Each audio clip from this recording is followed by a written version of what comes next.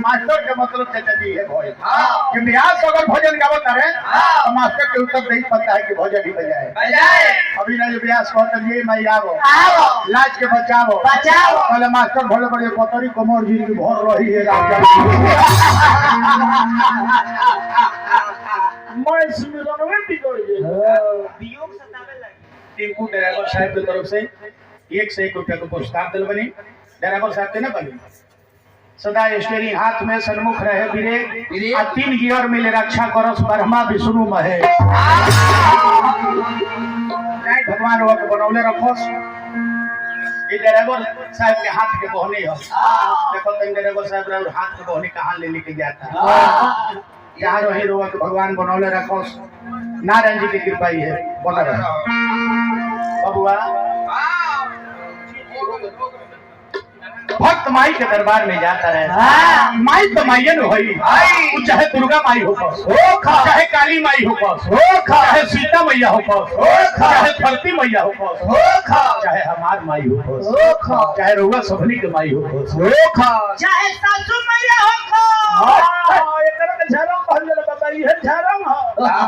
ठीक है अपन झाड़ू वाला लक्षण देखा आज ले अपना माई के लोटा पानी ना देलो आज यहाँ ससुरारी में एक पौड़ा जाला तो एकरा आमा जी के दामा ऊपर पड़े लगे।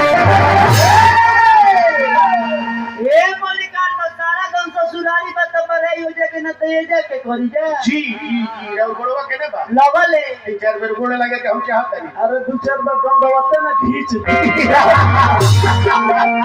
ये पागल से हम रोज बताएंगे कि ये पागल इस दुनिया में सबसे बड़ी देवी है तो कौन है? हम हजारों वर्ष गोल पड़े है बोका का चुप कराई बाबा। अच्छा वो बोका है जी बड़ी वो चुप रही उनका नहीं फोड़ बोका इस दुनिया में सबसे बड़ी देवी है तो वो माँ है। और इस दुनिया में सबसे बड़ा देवता कौन है? हम पतिरन गोल पड़े ए गधा को पहले चुप कराई। अच्छा वो गधा यही हां कहेंगे सबसे बड़ा तो गधा चुप बा। इस दुनिया में सबसे बड़ा देवता है वो पिताजी है। जिस घर में माता पिता हंसते हैं उसी घर में देवी देवता बसते हैं और जिस घर में माता पिता रोते हैं उस घर में कभी देवी देवता नहीं। भाई लोग हमारा उम्र के लिए बबुआ लोग बा ओकरा के हम हाथ जोड़ के प्रार्थना करो कि मेहरारू साली के सेवा करी हो जाए करे ना गोड़ो ना बेला ये माता पिता के सेवा ही परम धर्म बा। माई बाप के सेवा करबो। अच्छा टिंकू ड्राइवर साहब को उस्ताद राजेंद्र ड्राइवर साहब की तरफ से उस्ताद और चेला दोनों आदमी में हारा बाजी लागल बा। भगवान और सबके दोनों आदमी के बनौले रहे उस्ताद और चेला जी के जहाँ रही लोग भगवान और सबके राजा बना के राज करत रही।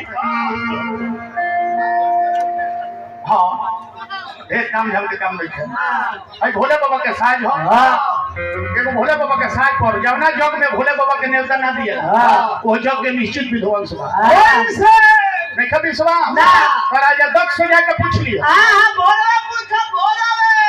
होए बाबा ई जिलेबिया लगे कहता। अच्छा शंकर जी के ससुर जिलेबी छनत